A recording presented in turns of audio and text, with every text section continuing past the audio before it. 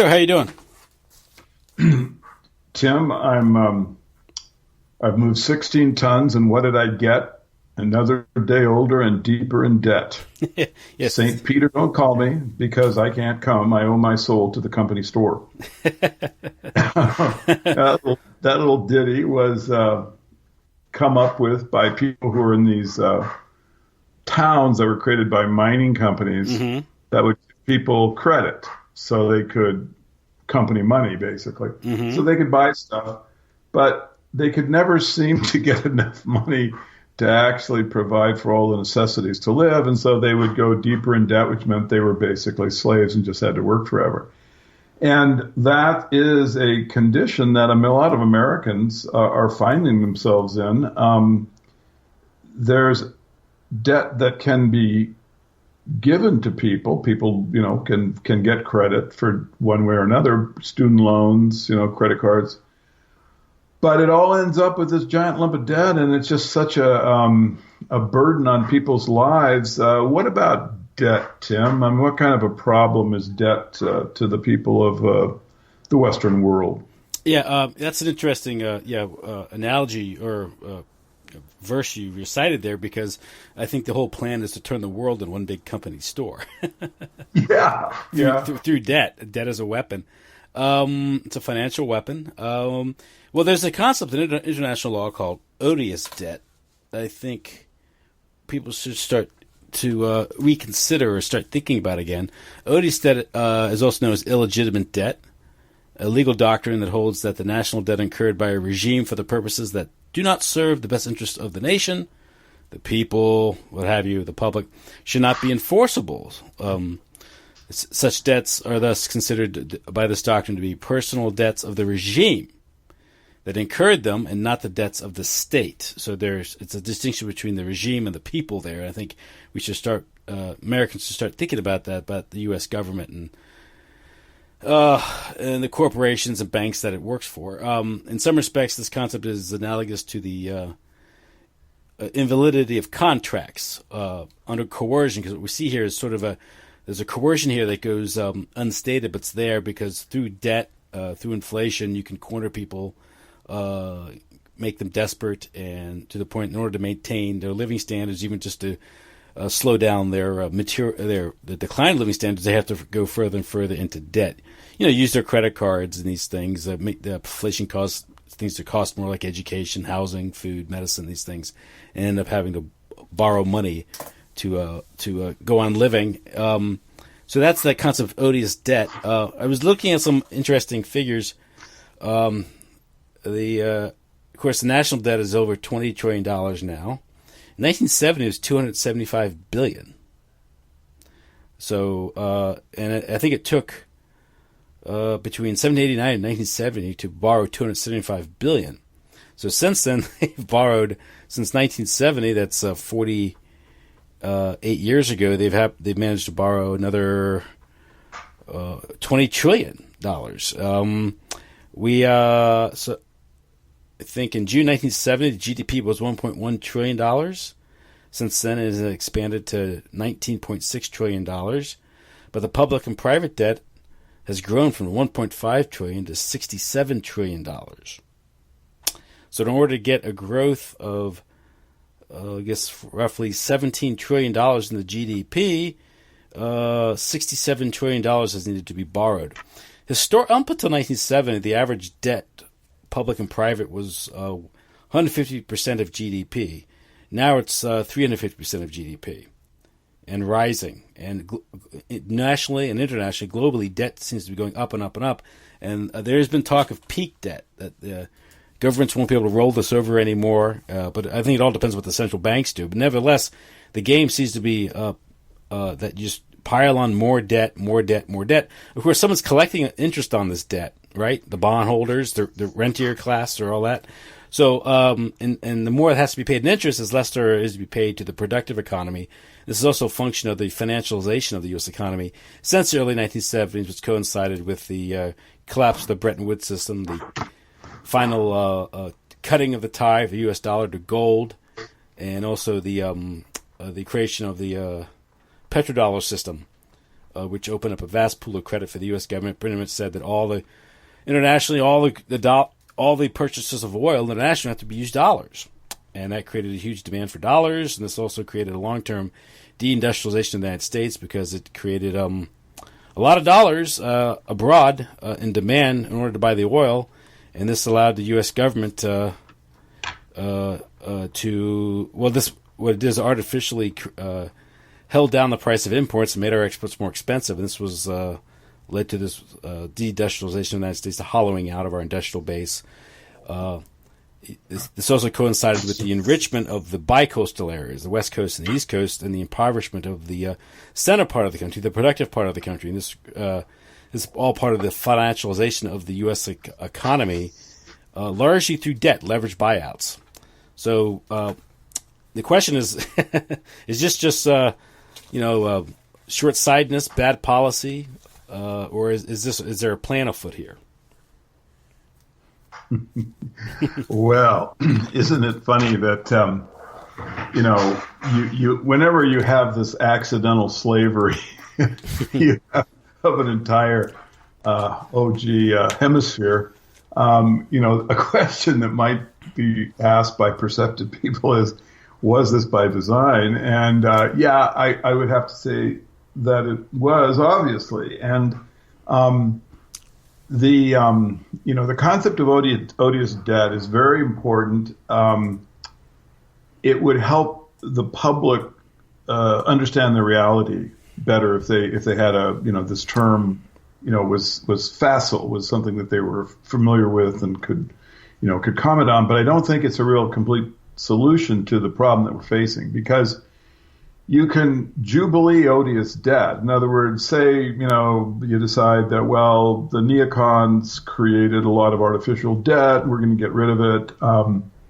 So you jubilee, which is to say evaporate, or, $10 trillion of U.S. treasuries, whatever number you wanted to ascribe to the activity of the neocon criminal activity, it wouldn't fix anything. By doing that, it would just bring about a really quick collapse of the U.S. financial system, because then basically the other $10 trillion in debt, no one would really trust it any longer, and of course, the auctions of the debt going forward would be no one would show up because no one would want to participate in that. So Jubilee of nations is a great idea, but I don't think it'll work, and I also don't think it'll work for the more fundamental problem, which is that it's odious currency more than odious debt.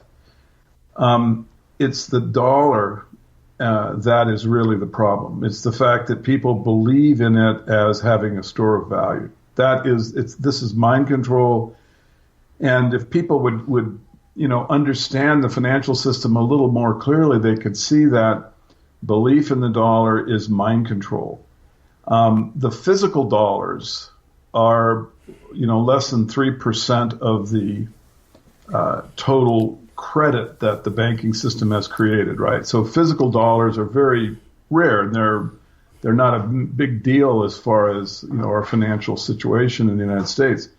The credit is everything, and the credit is taken seriously. Now, the banks, when they create credit, they do so by creating it out of thin air. This is the key mind control aspect, right? They used to have deposits, which would then be lent out, but as you say, the financialization of the country has occurred, and what that meant is that the banks were able to basically use this fractional reserve idea where they could lend out more than they had on deposits, to the point now where, with the derivatives that they have created, you have no one even has the slightest idea. $50 trillion or something is in play. And the actual money, all of the sum total of dollars and things that are in existence aren't even 0.001% of that. So we're in a faith-based economic matrix where people are just trained into thinking that the creation of credit by the bank is equal to the creation of something that's valuable and wealthy and wealth creating. You know? And so that's really, I think the first thing we have to do, Tim, is to get people to understand that the oligarchs have deliberately, through the creation of the Federal Reserve System, have given the banks, the primary banks that own the Federal Reserve, and the Federal Reserve is a for-profit and legally owned corporation. It's owned by the large banks. In all of the banks, actually, in the Federal Reserve System have stock in the corporation. But as far as anyone knows, and remember, you can't audit this. This is something that is just gleaned by inference and analysis. That the primary banks have the voting control over the thing. They're the ones who can create the people who will sit with the appointments from the government and make the policy of the Federal Reserve. It's all done in secret. No one has really any understanding of how much the Federal Reserve makes. You can't audit it. And the Federal Reserve does make money. But moreover, it is a legal corporation owned by the banks.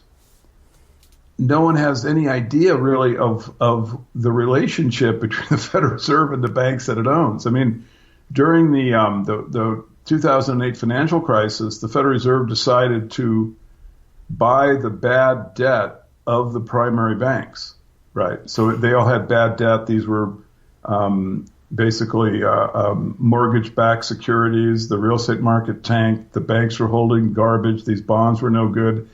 The Federal Reserve stepped in and bought them. Now, this was a clear conflict showing, that the Federal Reserve is basically malevolent. But for the public, it was, to me, it was like, this is such a clear example of how, the dollar, money, the electronic wealth, these are just mind control elements. When the Federal Reserve can create, and in this instance, it expanded its balance sheet. This was the credit it created to basically buy the bad debt.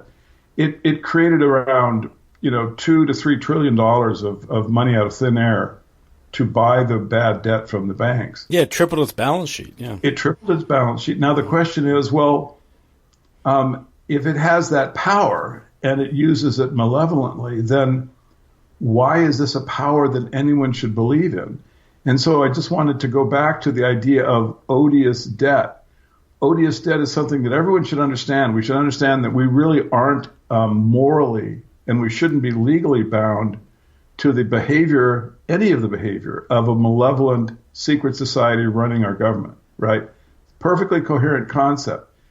But as far as fixing our financial world, it can't be done unless we take control of our financial system, give it back to the people.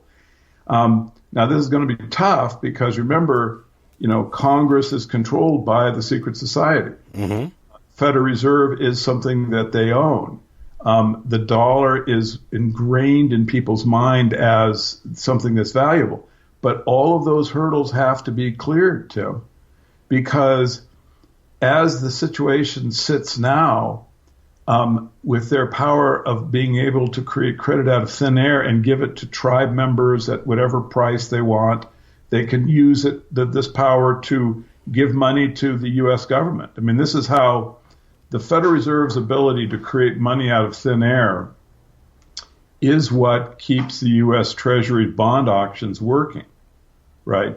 This is this open market quantitative easing stuff that the money purchasing these bonds it's just money that they come up with. So this literally what we've done with our current situation is give to the secret society unbridled capacity to create not just dollars, but credit and wealth.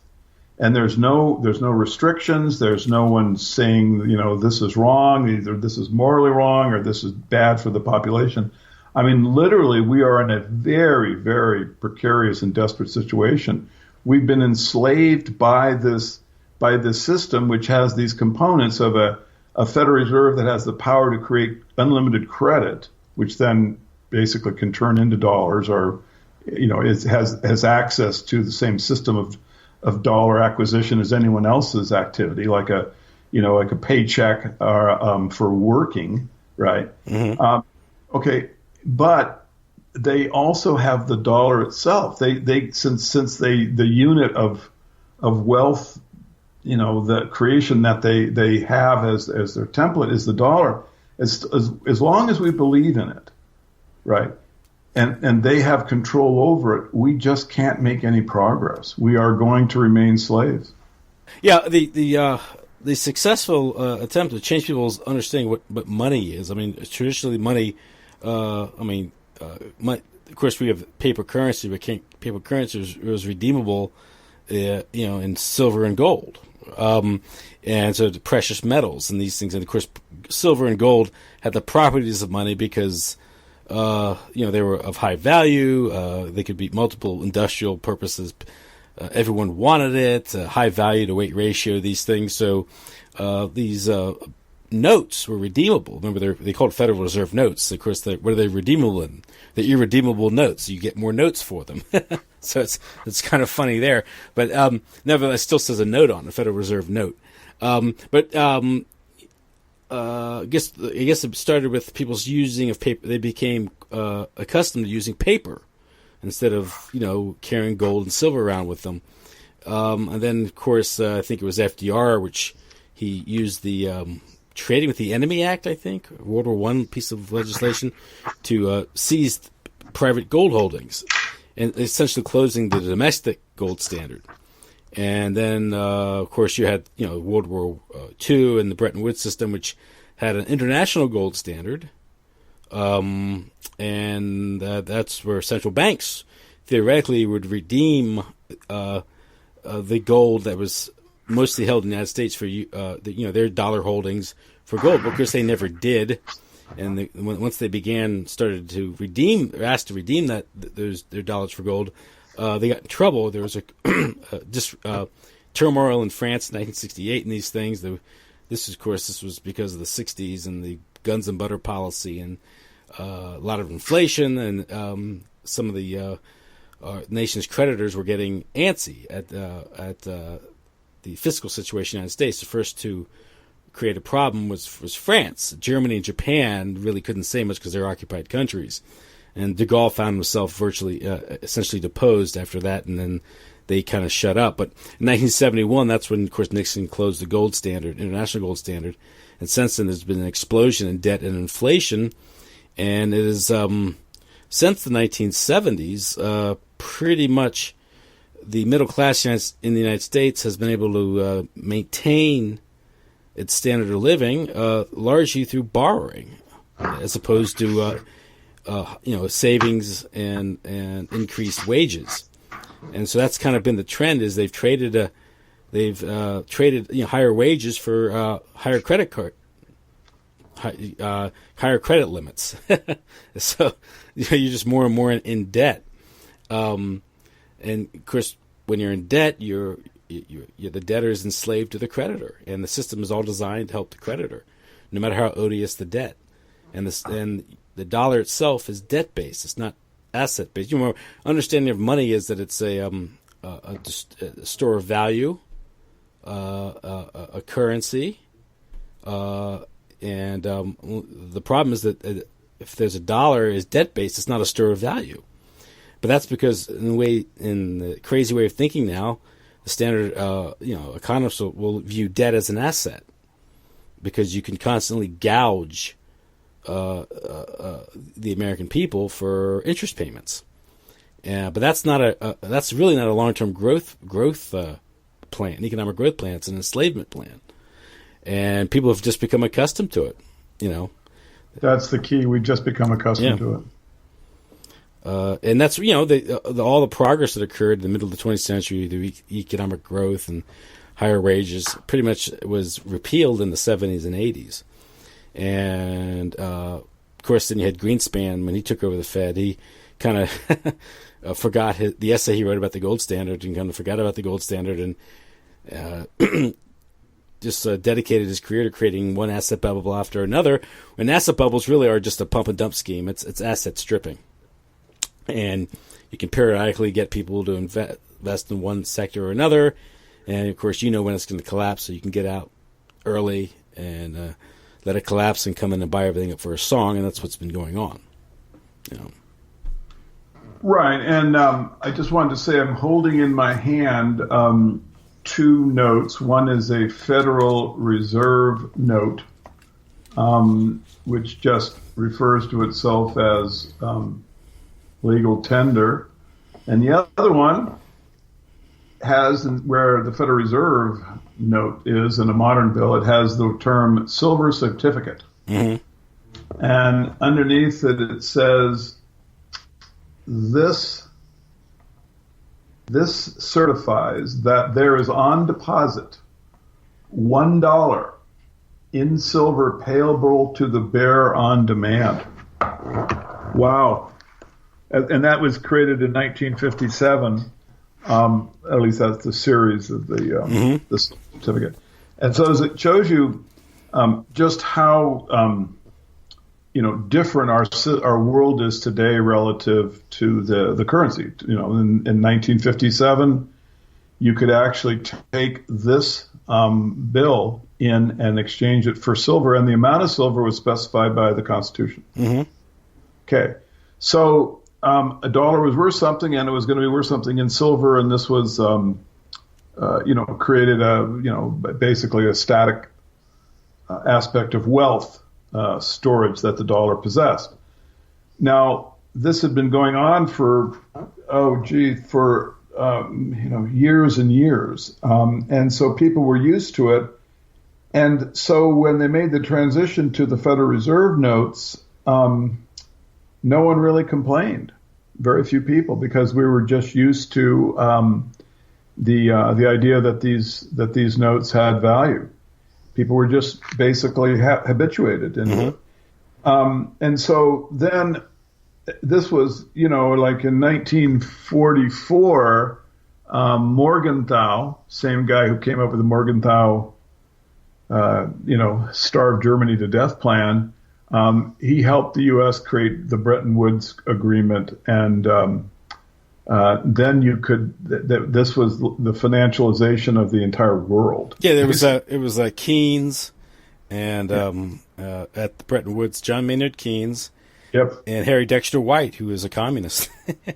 Yeah, so the public were really well represented. Yeah. You had the Freemason and two Satanists. And so anyway, you ended up with the IMF and the World Bank, and I just wanted to, briefly cover, because the debt structure that then was created is basically just a macro of what's happened in the United States. And even though it may be a little hard for people to understand it, what you're seeing, like in Africa. I'm going to talk about that for a second. But in Africa, you had in the 70s, you had the spigots were opened up by the World Bank and the IMF, and you had debt created. Right now, this was debt that was odious debt. It was going to oligarchs who were often in the pockets of financiers, right? So it was basically they were just creating money, and the money was flowing right back to them in many cases. The people of Africa were not getting any wealthier, right? However, they of course, as the countries started to suffer the result, for one thing, because they had to make these interest payments, the African countries, one by one, succumbed to the IMF. Now, what would happen is they would need to borrow more money to basically pay back the debt that they had created the year before. So they were in a situation of just needing debt constantly. They were like the U.S. government is today. Mm-hmm. They have to have debt created all the time. It just can't function in any other way. And so what happened is the IMF then came in, and they had what were called the conditionalities. Mm-hmm. And so basically this would include the privatization of state-run industries. So in other words, something that was owned by the state, which was to the benefit of the people, like a railroad, water system, these would then be auctioned off, and basically they would end up in the hands of the people who are in this revolving door of the Western world's financial system. Mm-hmm. Okay. So they would then have layoffs. They would void the whatever Social Security provisions had been created for these jobs, and they would just cannibalize them. They would also, the IMF would then demand currency devaluation and export promotion, right? Because they wanted to basically take all of the physical goods. And so this, of course, then turned around, and the cost of imports in the country just soared in every one of these cases. They demanded that the countries would raise interest rates, right, so that they would then pay for the inflation that the debt-based creation of the IMF had caused. They would demand that then, well, it's going to just raise the interest rates, and the public will help, pay back our cost of goods. The cost of goods being the debt, the interest on the debt, and so this led basically to the state of the continent today, where they've just been raped. It's just beyond belief that in every instance where the IMF and the World Bank came into a third world country, that 20 years later, these countries were all worse off and were all encumbered with massive debts. Now, bear in mind that the money the IMF was giving to these countries, it wasn't in some lockbox the IMF had saved up. This was all just invented money. Mm-hmm. Typically the IMF would tap the central banks, who would just create credit, and then that's what would be passed along into the African countries. So I just wanted to make the analogy that we are the African countries, the American public. I mean, what happened to the African countries under the World Bank and the IMF in the 70s and 80s, which is something that everyone can now see the results of. This is happening to America. We are this in the same exact way. All of the debt that we are suffering with, trillions in student loan, trillions in credit card debt, mortgages that go on where with compound interest, on a $100,000 mortgage, you end up paying over $200,000 to the bank, over a 30-year period. I mean, these are all kind of high finance, clever ruses to fool people into being in debt bondage, because that's where the oligarchs want to keep the public, because that's where they're the most impotent, the easiest to control. You always have to remember, when you look at the IMF, when you look at the World Bank, when you look at the Federal Reserve, when you look at your mortgage, Tim, right, you have to ask yourself, where did this credit come from? Who conjured it up out of thin air? And why do they have the power to do that? Instead of Jubilee, which again I just think is a really complicated. It works good in the Bible, but I don't think it's going to work so good in the in the modern financial world. Instead of that, what I would suggest people try to go for is basically. It would be free money. In other words, there is no reason in the world for interest to be charged. There's absolutely no reason. Why, for example, is the United States government paying interest on its debt when it has the capacity to create currency? Mm-hmm. It's completely insane. Yeah. So what we should have is instead of one giant Federal Reserve that's owned by these wealthy banking families. Why is there an income tax? Well, there shouldn't be. Yeah. And you see, the idea that I would advocate is that if the government needs money, it should be able to charge interest, but that interest is owned by the government in lieu of taxation, and then that is the revenue that it can use to pay for its basic services. Mm-hmm. That would be the only reason that interest should ever be charged, would be that the people agreed that we would use the interest as money we raise for our public services. Well, because basically government's there for rent-seeking opportunists, and that's what it's all about, the corporations, the rentier class, and that's the bondholders, and these also people seek all types of monopoly privileges and things like that, and that's kind of what its real function is. But the process you described in Africa is spelled out very well by John Perkins' book, Confessions of Economic Hitman.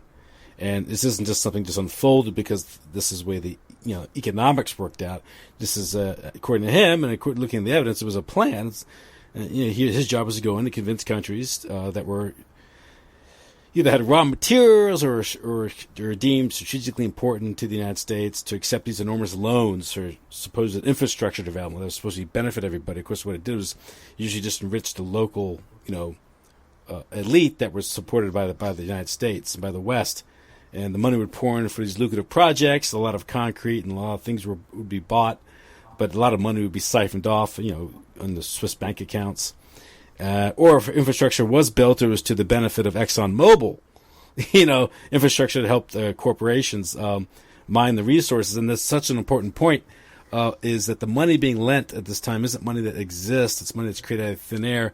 So ultimately, these corporations, the banks of the West, are getting hold of real assets, whether it's the labor, the raw materials, the land of these countries, or the infrastructure of these countries, which is actual wealth, for nothing.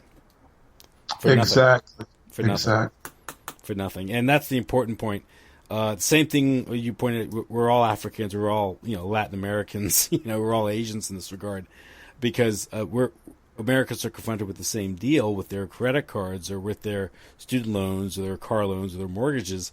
Yeah, it facilitates the purchase of some of these goods which they deem to be a benefit, whether it's an education, an automobile, or a house, a roof over their head. But again, these banks are creating money out of thin air to buy these things in the first place. And this isn't money this isn't depositors' money. This doesn't reflect someone's deferred consumption or someone's risk, which would justify interest or some sort of fee. This is money created out of thin air. So where's the justification for any interest at all? There isn't any. It's just pure plunder, and under the cover of the smoke and mirrors we call high finance, the alchemy of finance. Exactly, the alchemy of finance, and the alchemy of finance is actually it's like a magic trick that's easy to expose, and it's just that they're able to create credit out of thin air and charge us interest on that credit. And we put up with it just because we have been habituated into believing that this is that is just how the system is, right? So the odious debt is a great concept, and I really hope that people, will start using it. But we have to go beyond odious debt, and we have to, go into the idea of odious credit and the odious power of credit. That's really where the crime against humanity is being orchestrated. It's in the when they created the Federal Reserve, it was with they had a banking panic, I think in 2007. Mm-hmm. The Knickerbocker Trust, yeah. And so which was allegedly started like by J.P. Morgan, a whisper campaign. Exactly. Yeah, the same guys who were supposedly going to be the lender of last resort. And this is what they always do. They create a situation where the economy is always on the precipice of disaster. Yeah. So they can nudge it off if they want to or threaten to, and then concentrate, and create, basically through the panic, concentrate more wealth. This is what they always do in these things. Yeah. And so they concentrate the wealth in a number of ways. They debase the currency that the public has. They're always, because they need to be able to expand credit constantly, they have to always be debasing the currency. In other words, by that I mean just making more and more units of dollar wealth in existence. Mm-hmm. We may not see it because they haven't actually increased the physical money supply. In the old days, you'd see people with wheelbarrows. Yeah, like in Germany. that isn't they're far more sophisticated than that today. We're not going to see that kind of inflation ever again. What you're going to see is basically an electronic system that is just exponential in terms of feeding itself. And then that will lead to a lack in belief in the dollars the few dollars that are even in circulation. Is just that we're going to have to, in order just to service the debt that we have, we're going to have to just continue to increase the amount of credit that's created for the federal government, for the states, for the state governments, for the municipal governments. All of these things need these so-called bailouts. The bailouts are always electronic creation of money. And as you look in the future of our country, we are in the same boat that Africa was in 1970, 1980, where we're going to have to borrow more and more. Yeah, and these there goes the end of like local government, because these municipalities and cities that have expanded the public infrastructure, the public payrolls and these things, they want to maintain their payrolls, and all of a sudden they find like the real estate market collapse, these bubble collapse, all of a sudden the tax base isn't there anymore, and they're going bankrupt when they appeal to a bailout, like New York did in the 1970s. Remember, dropped dead, Ford to New York dropped dead. But now what's happening is they're getting grants. And Sophia Smallstrom talks about this. How this is one way that they're imposing their globalist agendas, Agenda 21, is through these loans and grants that are created out of thin air to implement Agenda 21 programs like stack housing and these things. They're bike paths and development of these things. Of course, the local officials kind of get, this is very analogous to what is done in Africa, is the local officials get their cut. So they're easily bought out. And at the same time, no longer is local government funded by a local tax base that are theoretically at least more responsible, or at least more accountable to the electorate. Now they're getting money either through federal grants or these New World Order grants, more or less, these Agenda 21 grants that are just being provided ultimately through the financial system. That again, this is money created out of thin air. A lot of these the police forces now are funded by these grants, federal grants. So you have a federal government that can just run up debt to $20 trillion, and they're issuing grants to local law enforcement to buy tanks and militarize the police force. Yeah, well, exactly. I mean, the thing is that you hit it right on the head, and I am in complete agreement with Sophia Smallstorm in terms of how the grants are operating. They are really how Agenda 21 can be implemented, and it's so clever. People don't see how they're actually doing it with the offering of the grants, right, to municipalities. They can then say, well, okay, so here's your money. You've got to get your parks. You're going to get this new building. You're going to get some roads.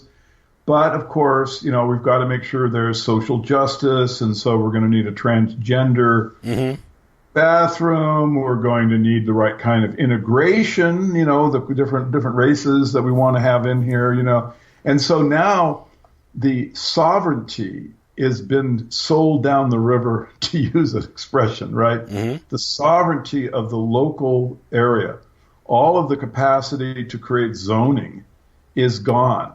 That's how the grants, work, is that they circumvent all the local zoning, a lot of which still it would at least have made it difficult for some of these aggressive transgender and integration and feminist kind of programs be implemented.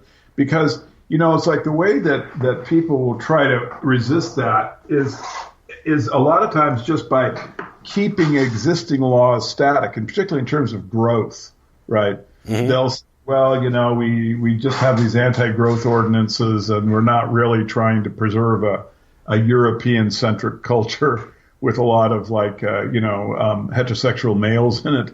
We really we're just opposed to growth, But then when you have the grants being offered, because they're federal, typically they transcend. Mm-hmm. And so now the ordinance that you had and that works for everyone else, but it doesn't work for the new structures that the grants are creating. So it's that kind of manipulation is a little different than the stuff that Africa, where they were just funding countries who didn't, they had been cut off from money and were told that they had to pay back because of they, created odious debt. And they also do things like they create economic destabilization, because one of the objectives of the Yom Kippur War was this quadrupling of the price of oil, which they succeeded in doing, and this overnight made a lot of ventures like the North Sea oil operation, also the Alaska pipeline, profitable overnight. I mentioned, of course, the creation of the petrodollar and this thing, how the Saudis promised to only accept dollars for their oil exports, and they've seen that enthrone the dollar.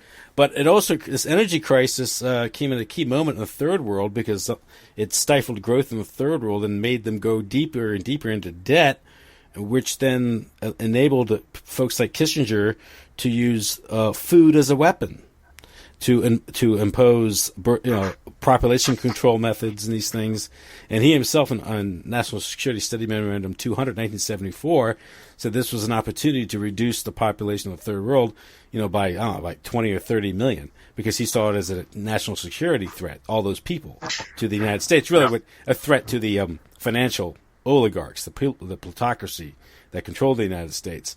But this is an example how using economic warfare, exploiting this country's desperation, drive them deeper and deeper into debt, and then turn around and go, well, no, continued loans and even food aid is dependent upon you imposing, forced sterilization programs like they did in India or these things. So,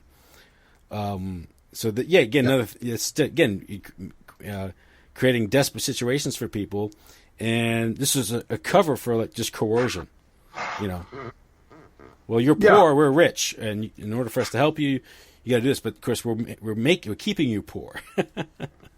Right, and in the Sophia and I live in California, and here you have mandatory vaccines. Mm-hmm. And so then in addition to that, you've got this Agenda 21 grant system that's creating these aggressive, culture changing programs. I mean, it's just a toxic soup out here, buddy.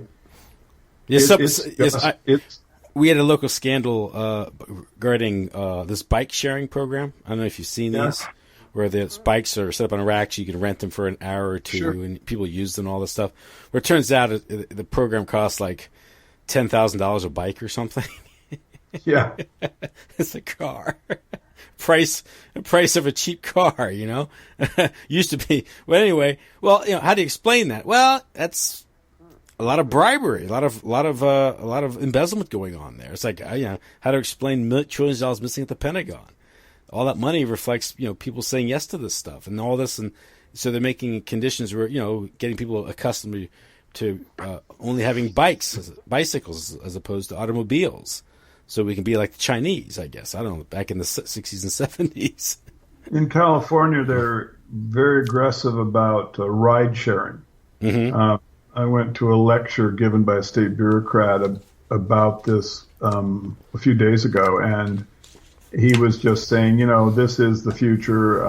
Private cars, they're going to find ways, basically to de-incentivize those things. Oh, they'll just create congestion. They won't manage the roads. Exactly, yeah. And so, they're, and so he was showing pictures of the cars where they have basically like little vans. They don't have a driver's seat.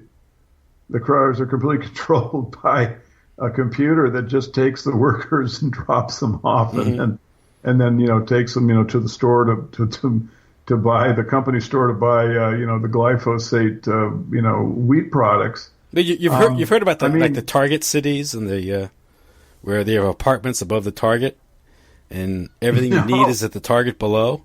And we're going to move into a situation. I think development. I think their idea there's going to be like the Walmart. The Walmart community, the Target community, and you'll be assigned to these kind of corporate environments, and you'll work in that environment, you'll live in that environment, you'll live in the Target environment, and everything will be planned, and these things, and you'll get meat on your birthday, and that's it, maybe. You know, It's really like the feudal system. The feudal system, I think, is sort of the template for this. And in that system, you had to keep the same occupation as your father, mother, and you also couldn't move. You were just, if you were born in Rome, that's where you stayed. You couldn't leave. You had to stay there, work the same job. Basically, it was completely static. And so that's, when you talk about the Target town and the Walmart, zone, I mean, this is, of course, is where they're going to be taking people. And all of this, everything that we're talking about, is transitioning. And, it's all you have money and the media. These are the two things, that they use to create the slave system. They can manipulate the political system. They can manipulate, obviously with that, the military, and they can keep people from understanding that we're in a developing slave state with the media, because you have the distractions. I mean, this absurdity with Trump and the porno star. I mean, this just reeks of bread and circuses. It's just some contrived event that they're using to keep people titillated, focused on it, while at the same time the Agenda 21 process is exactly going forward. I mean, think about it. I mean, consistently, really, if we're supposed to be offended that Trump may have had an affair with a porno star some years back, and there was some deal which she was given a non-disclosure agreement or settlement or something. We're supposed to be offended by this. Well, fine, you can be offended by it. We all knew what Trump was before he was elected, so I'm not really shocked that he's a womanizer. But nevertheless, we're supposed to be more. I guess the media finds this morally objectionable. Nevertheless, they're promoting transgenderism, homosexuality. On what basis do they judge? I mean, to me, shouldn't they be tolerant of a philanderer? I mean, by what moral judgment? The same people who promote sexual liberation, let me transgenderism. How do they judge Trump's exploits? Exactly. I mean, that's a great point, Tim. Is here you have suddenly people with great umbrage, concerning Trump's behavior, who are also promoting transgender and homosexual agendas. And, wait a second. What kind of sexual standards exist in those communities? Have you ever heard anyone say, I really would like to support homosexual and transgender cultural promotion in the schools, but I need to have an understanding about kind of the moral basis of these communities and cultures. Mm-hmm. Now, the statistics I have, which were available during the AIDS epidemic, indicated that in the homosexual community in the groups that they were studying, the median number of sex partners per year was 300. 300. That was the median, right? This was during the bathhouse era, so it was probably a little worse than normal. But my question is, that certainly raises the possibility that there is extramarital activity going on in this community today, and yet we have the umbrage about Trump. How come? What's the point of that? It's what I've already put my prediction down. I am betting before he is done, you're going to see Donald Trump's sex tape. Yeah, that is coming because. With Clinton, he took us into the gutter as far as I guess you could culturally at that time with the stained dress, if you recall. Yeah, with his word salad. Games. Right. Yeah. And I mean, the stained dress. I mean, such an obvious and contrived. This was like them accidentally leaking the Morgenthau plan. To Germany. I mean, it was just a clear way to debase culture, the whole stained dress business. Yeah, I mean, that's like, you think about the 90s about that. I don't know if you ever saw the movie Something About Mary. I did. Yeah, and they have. Right? Remember the hair?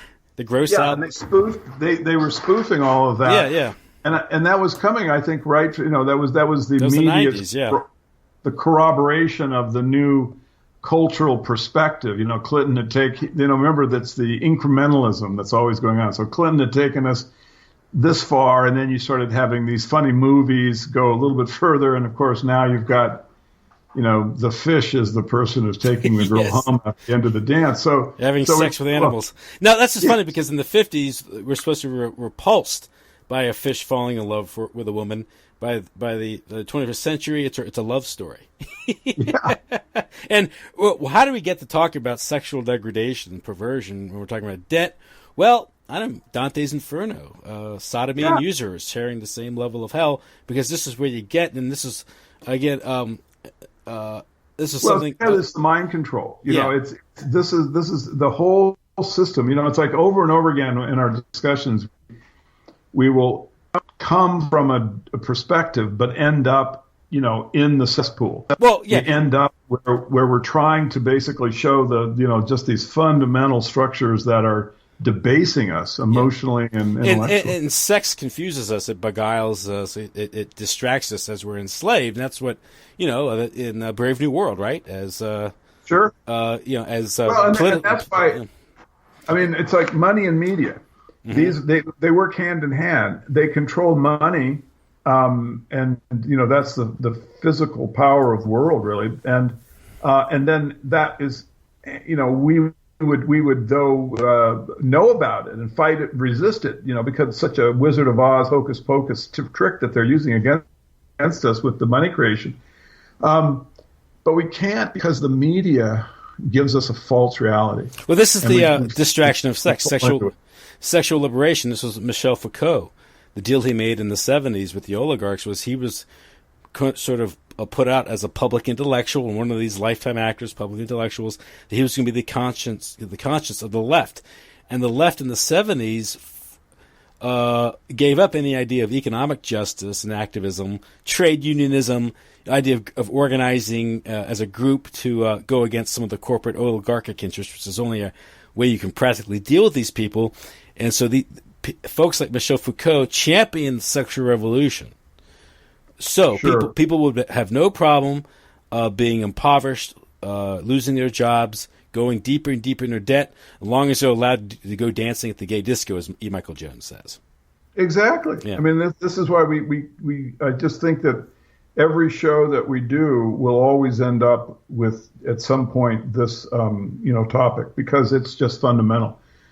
Sex and sex degeneration are just fundamental to the plan, and it's all one plan. When they come in with these grants to create, like in my community, new housing and parks, and they've got all sorts of different things they're going to be doing with them, but they always slip in that you need to have a transgender component to this. Mm-hmm. We need social justice, which means you've got to have integration, and so they develop a easy to enslave society, right? And of course, it's also one that's physically very ill, because there's just the sperm counts are declining, all of the obesity rates. You look at what's going on to the public, at least we're in my communities, and it's just atrocious, Tim. Mm-hmm. I mean, there's just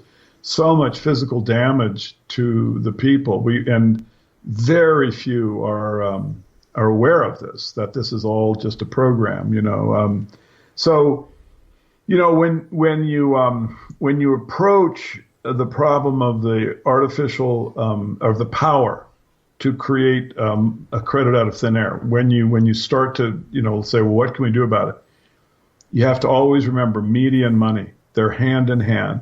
You really can't approach one without trying to fix the other. You have to make people aware that they're being distracted and debased physically, debased culturally, distracted through the media, lied, given false realities. And that's why they cannot even begin to recognize this obvious fact about the fake financial matrix that's enslaved them. You see what I mean? The two are they are always in play, and you've got to to get someone to think clearly about one, they have to have an understanding of the other, I think. Yeah, and this basic fundamental questions, like we talk about this the most indebted government in the world, the country in the world, the U.S. government with $21 trillion national debt, but its currency is still the world's reserve currency. I mean, on any normal economic model, how is that possible? Well, it's made possible because what really backs up the U.S. dollar is the U.S. military. Right. And any country that challenges the dollar, starts to. I mean, de Gaulle found this out in 1968, and when trouble started stirring up in France as soon as he started making gestures about actually redeeming his dollar reserves, or his dollar hoard for gold, and all of a sudden he found himself in trouble. And this seems to be a pattern. Whenever there's somebody who says something about challenging the dollar, they get invaded or deposed.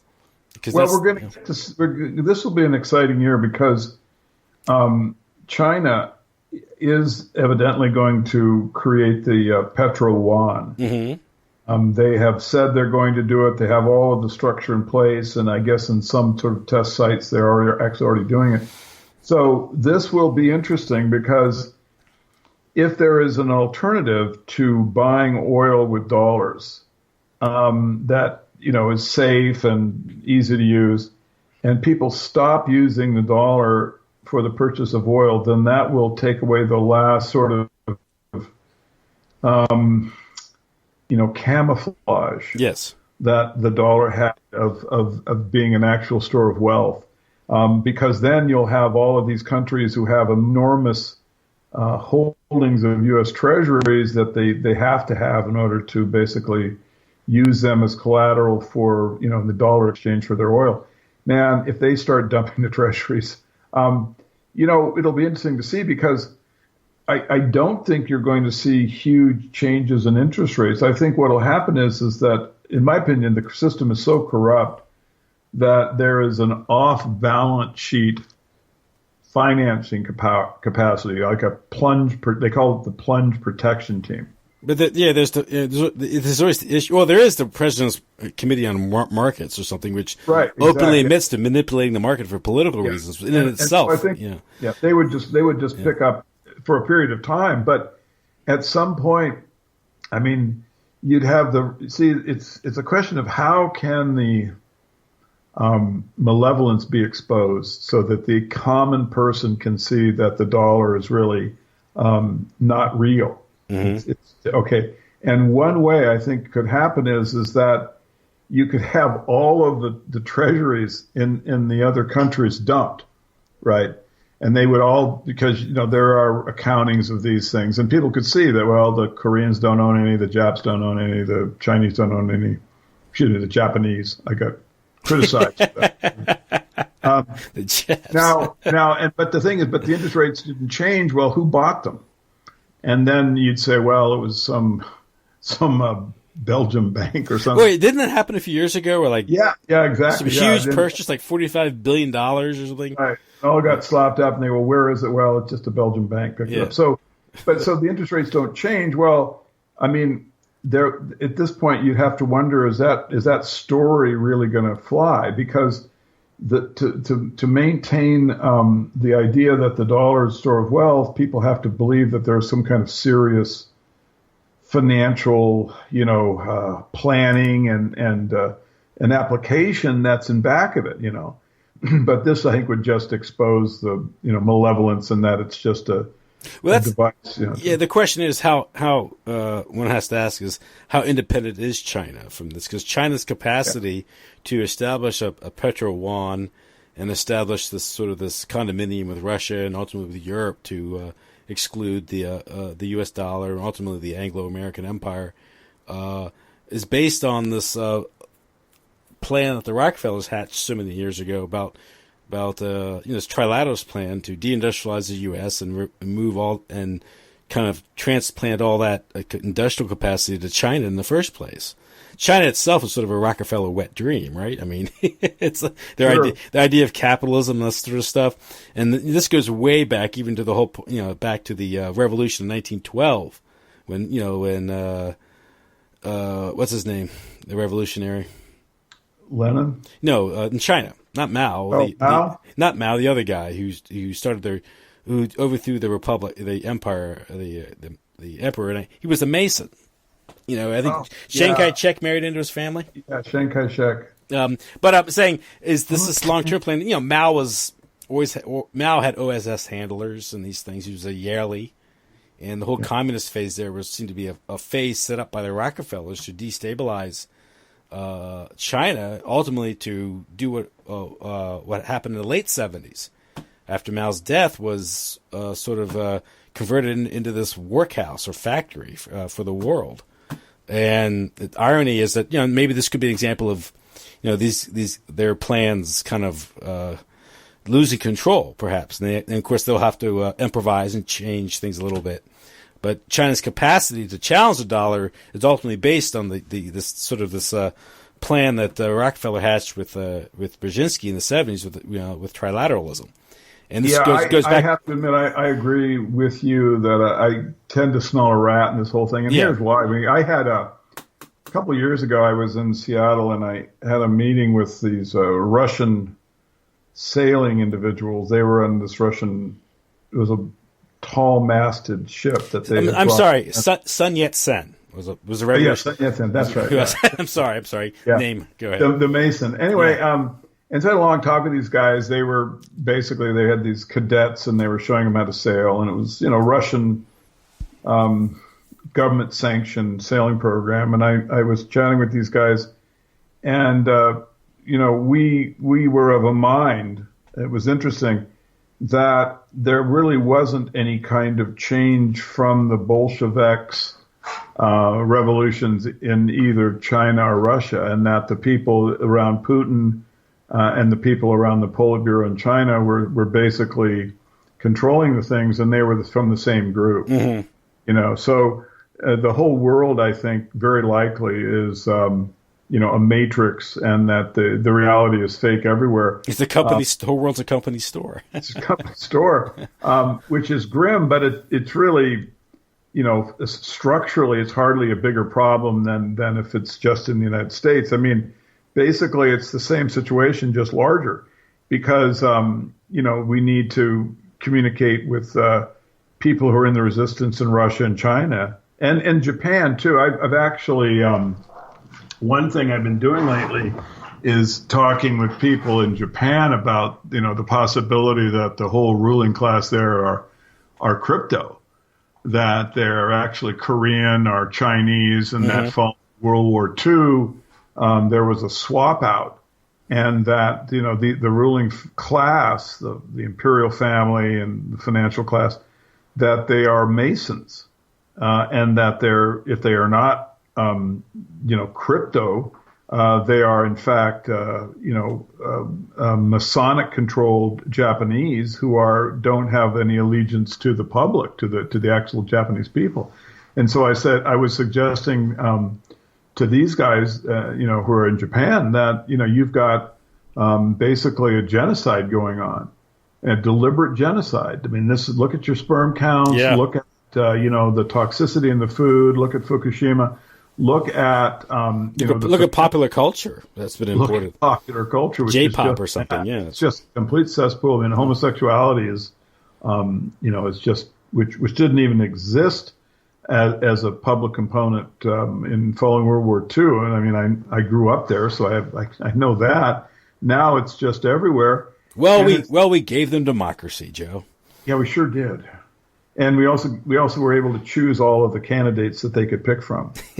And that goes back when we were talking about occulted finance and these things, about who's buying these bonds up. And, well, it gets into the sort of the, Yamashita's gold and Golden Lily and all the gold that was hoarded, that the Japanese had confiscated in their 50-year occupation of Asia, and apparently this was kind of seized by the OSS and later the CIA and Western banks, and there's also some of the Black Eagle Trust in Europe.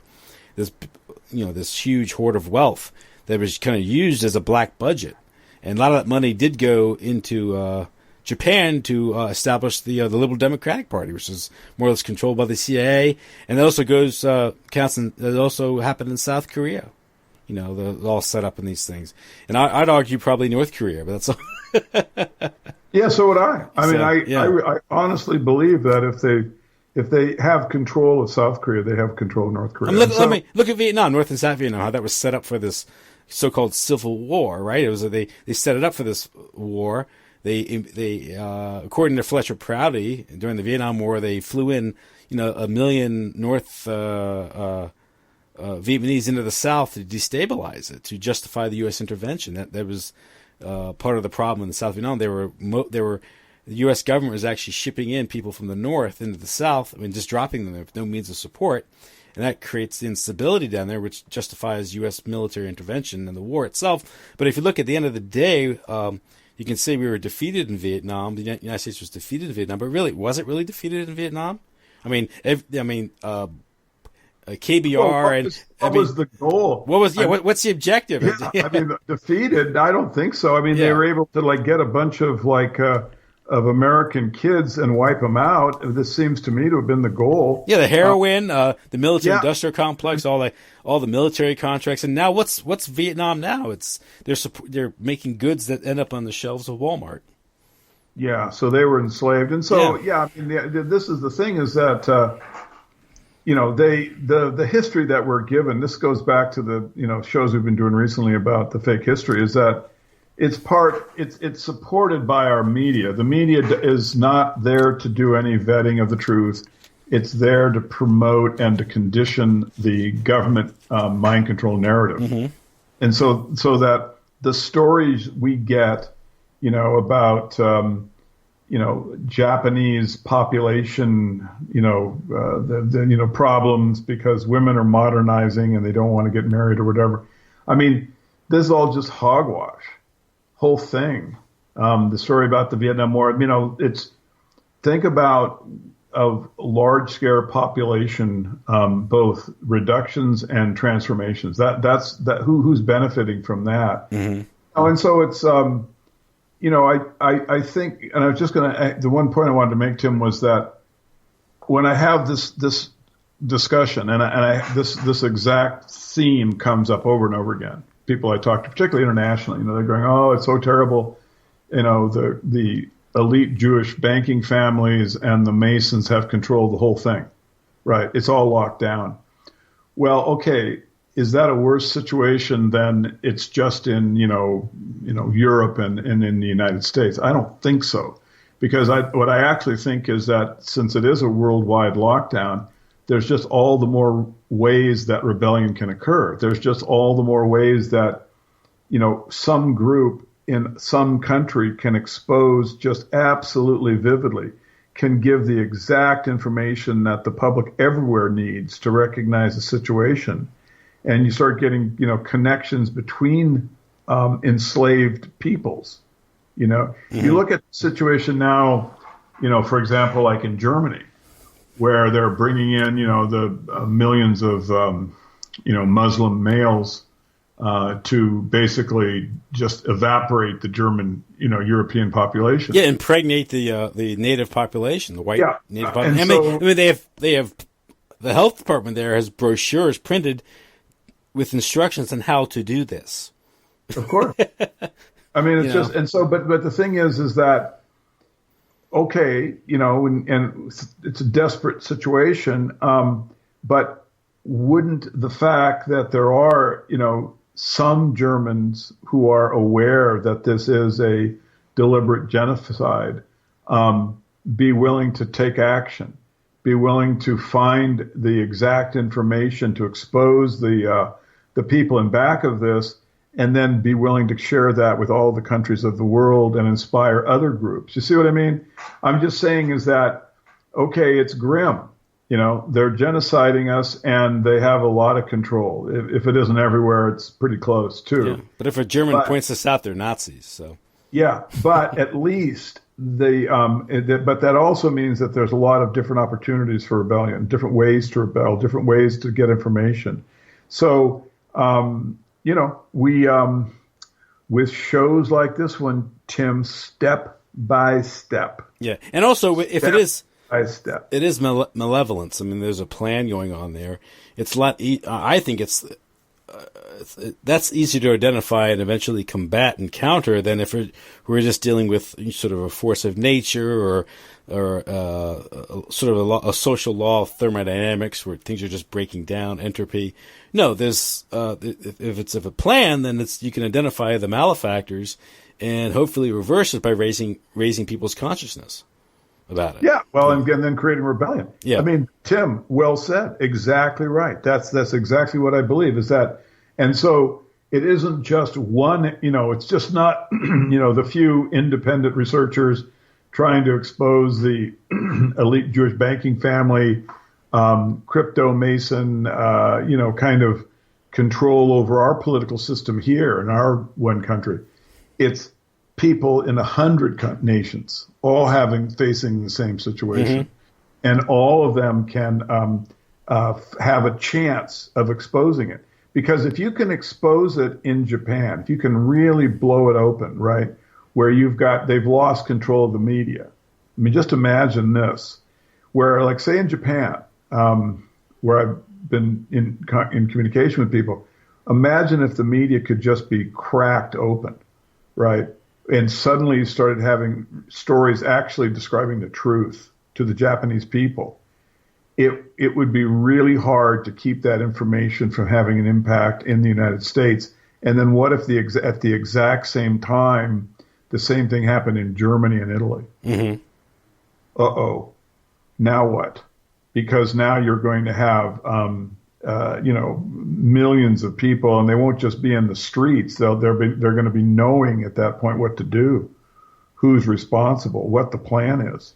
So, yeah, it's grim. If I was a betting man, I'm not sure who I'd put odds on, but there is every chance in the world to turn it around. And when you look at the how they financialize the world, you can see it's just, The Wizard of Oz, which was written by Frank Bon Mason, and he was in the Uplifting Lucifer Society with Walt mm-hmm. Disney.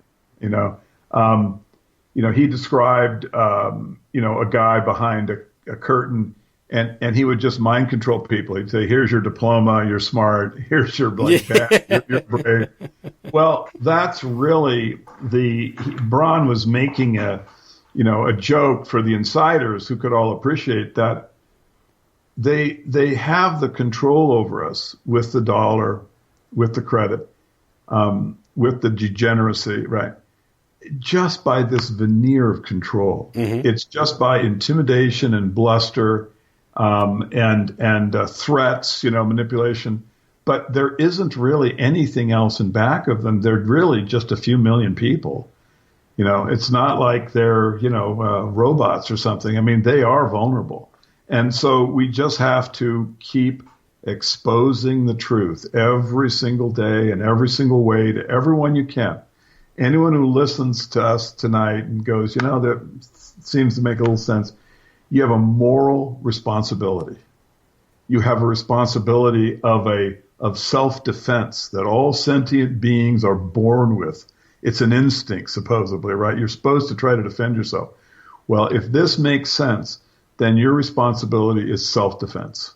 Mm-hmm. You have to go out, and that means sharing the information. Don't be intimidated. What's the point of being intimidated?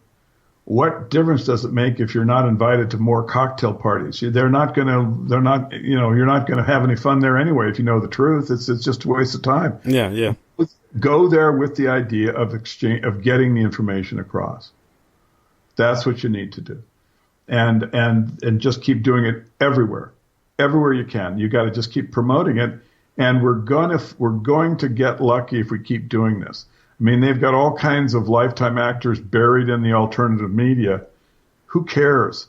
If we can get a few countries to have to lose control of their media, right, so that the stories are just gushing out, where suddenly thousands of responsible and honest reporters are cracking wide open this Masonic control, say in Japan. I'll give it as an example, which is a place I really have hopes for, wow, that would become a story in itself. Now, of course, they're going to be saying, well, fake news, the whole Japanese country is like succumbing to fake news. But, Tim, that's going to be a little bit harder sell, isn't it? Yep. A little bit tougher if suddenly, you start having, trials with evidence showing, that, hey, these people are cryptos. Trials showing that, these financial guys are Masons, right?